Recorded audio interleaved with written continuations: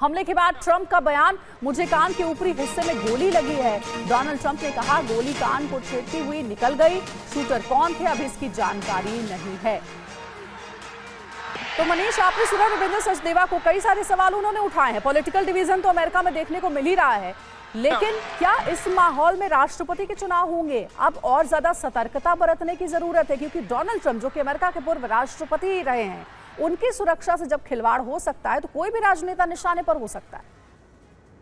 देखिए, सबसे बड़ी बात थी कि ट्रंप को पर जानलेवा हमले होंगे, इसकी आशंका लगातार जताई जा रही थी। खुद प्रेसिडेंट ट्रंप भी कई बार ये बात कह चुके थे कि उन्हें चुनाव लड़ने से रोके जाने के लिए उन्हें मरवाया तक जा सकता है। इससे पहले हमने देखा कि किस तरह से ट्रंप के खिलाफ मुकदमा चला, ट्रंप को जेल भेजने की कोशिशें चल रही है। तो वैसी स्थिति में ट्रंप के साथ ऐसा होने की आशंका को देखते हुए ये उम्मीद तो की जा रही थी कि किसी तरीके से ट्रंप की सुरक्षा व्यवस्था को पुख्ता की जाती, लेकिन यहां पर वो चीज हुआ नहीं है। सुरक्षा में भारी चूक साफ तौर पर दिखाई दे रही है। देखिए, अमेरिकी इतिहास में देखें आप तो चार प्रेसिडेंट ऐसे रहे जिसको अमेरिका में जिस पर असैसिनेशन अटेम्प्ट हुआ या जिन्हें मार दिया गया।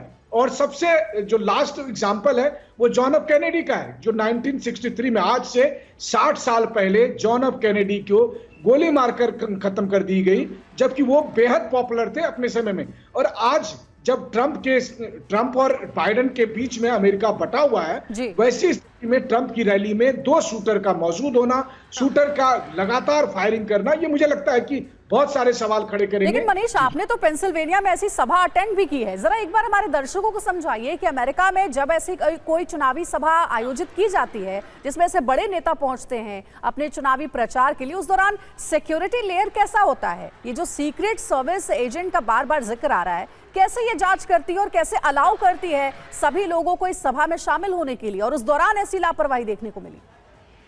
बिल्कुल, देखिए, जिस तरह से, चूंकि मैंने कई बार ट्रंप और बाइडेन दोनों की रैली कवर की, और मैं आपको बताऊं कि काफी सुरक्षा के इंतजाम होते हैं, और न केवल सुरक्षा के इंतजाम होते हैं बल्कि जो आम पब्लिक उस रैली में अटेंड करने आती है, इसके बावजूद कि अमेरिका में गन कल्चर है, लेकिन इसका मतलब ये नहीं है कि रैली में गन को अलाउ किया जाता है। रैली में हरगिज गन को नहीं अलाउ किया जाता, किसी भी तरह की सस्पिशियस चीजों को अलाउ नहीं किया जाता, बल्कि हम लोग जो अपने रिपोर्टिंग के लिए कैमरा और माइक और दूसरी चीजें लेकर जाते थे, उसकी गहन चेकिंग होती है। रैली में आने से पहले मैं आपको बताऊं कि स्टेज से लगभग 1-1.5 किलोमीटर पहले से ही सुरक्षा घेरा शुरू हो जाता है प्रेसिडेंट कैंडिडेट जो भी है उनके लिए, और वैसी स्थिति में हर एक व्यक्ति की फ्रिस्किंग होती है, फिर उस कंपाउंड में उसे आने दिया जाता है। और साथ ही साथ चूंकि इन्हें भी, प्रेसिडेंट ट्रंप को भी सीक्रेट सर्विस की सिक्योरिटी मिली हुई है, तो वैसी स्थिति में पूरी तरह से घेरेबंदी होती है कि हर तरह के सस्पिशियस मूवमेंट को चेक किया जाता है।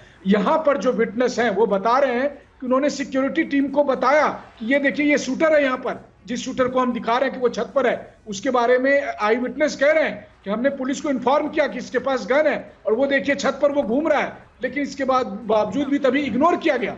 जब गोली चलती है, 5 राउंड की फायरिंग होती है, कनपट्टी पर आकर ट्रंप को गोली लगती है, उसके बाद जाकर उस शूटर को मारा जाता है, यानी कि उसे हमला करने दिया गया।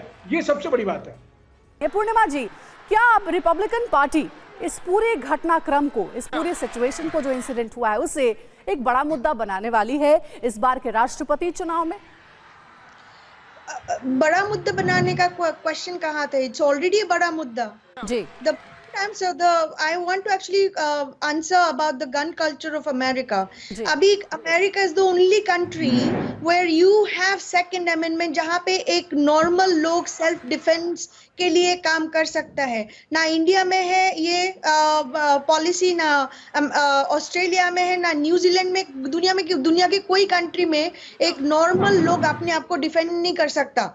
ये कंट्री के सेकंड अमेंडमेंट जो है, this was given for this particular reason, and I think it has to be there. जैसे इंडिया में रॉलेट एक्ट बनाया था ब्रिटिश ने 1919 में, सारे गन निकल के चले गए थे, किसी को वहां पे खड़े नहीं होने दिए थे 4 जन से ज्यादा।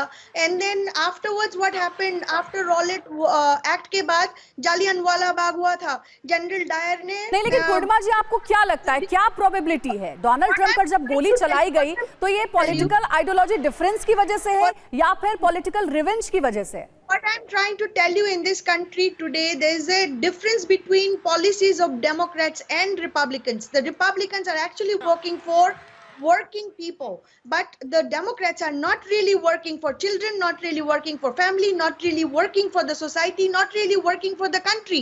कुछ दिन पहले जो बाइडेन की party, they have flooded Ohio with 22,000 illegals and putting 10 people in one house like that. So ये party, and these people are not for the country, and I draw parallel to the Congress Party of India, because those are also anti-India parties, those are also anti-Hindu parties, and that's exactly what's happening in America today. So somebody who's talking about gun culture, I want to give you some information over here. Death in America, the highest leading cause of death in America is not gun, it's heart disease. And if you look at the top 10 reason for death, it's nothing compared to gun. मैं मानती हूँ कि gun death is an outlier in America than in the entire world, but at the same time you have to look at the data from a perspective of what's going on. पूर्णिमा जी, आप ये बात तो मानती है ना कि इस तरीके की चुनावी रैली में, चुनावी सभा में गन लेकर के किसी भी व्यक्ति को अलाउ नहीं किया जाना चाहिए फॉर सिक्योरिटी रीजंस? मुझे लगता है कि यहाँ पे लैप्स ऑफ सिक्योरिटी डेफिनेटली हुआ है। ये रैली में गन तो आना ही नहीं चाहिए था। Everybody who sits over there behind, especially President Trump, I have seen massive amount of security checks going through. So it is not normal. Something has happened over there. And अगर किसी को पहले से पता था कि कोई gun toting person is actually sitting there and trying to warn them, अगर उन्होंने कुछ बोला नहीं है और कुछ किया नहीं है, there has to be the investigation. जांच का ये विषय, जैसा आप बता रही हैं कि इसकी इन्वेस्टिगेशन प्रॉपर्ली होनी चाहिए। लेकिन रविंदर जी, आपने सुना पूर्णिमा जी को, गन पॉलिसी या गन लेना अमेरिका में इजी है, ये कल्चर कारण नहीं हो सकता। उन्होंने दूसरा कारण बताया, हार्ट डिजीज की वजह से ज्यादा मौतें अमेरिका में हो रही हैं। लेकिन अगर इस चुनावी सभा पे हम गौर करें जहां डोनाल्ड ट्रंप पर गोली चली है, सिक्योरिटी फेलियर से इनकार नहीं किया जा सकता, इस बात से इनकार नहीं किया जा सकता है कि शूटर्स गन लेकर इस सभा में पहुंचे तभी यह हमला हुआ। Oh, absolutely. I mean, security lapse हुआ है। अब जिस भी कारण हुआ इन्वेस्टिगेट किया जाएगा, विदाउट डाउट, क्लियर कट। ये तो चीज होनी ही नहीं चाहिए। अगर हुई है तो कहीं ना कोई मिस्टेक हुई है, period. One.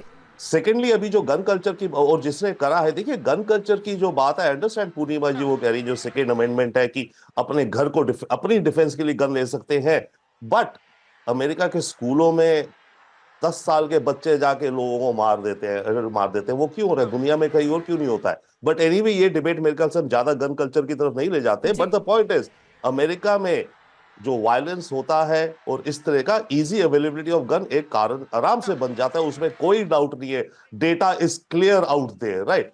But yes, definitely lapse हुआ है सिक्योरिटी में।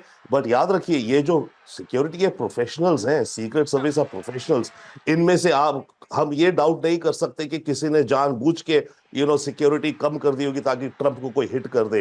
ये सिक्योरिटी प्रोफेशनल्स हैं, गवर्नमेंट के एम्प्लॉयज हैं, ये अपनी जान से रक्षा करते हैं, अपने प्रोटेक्टी की। तो डेफिनेटली यस, लैप्स हुआ है। अब क्या हुआ है वो तो डेफिनेटली आएगा, but without doubt easy availability of guns in America. किसी को पॉलिटिकल रंजिश थी, आराम से गन खरीद ली, ये अंजाम दिया।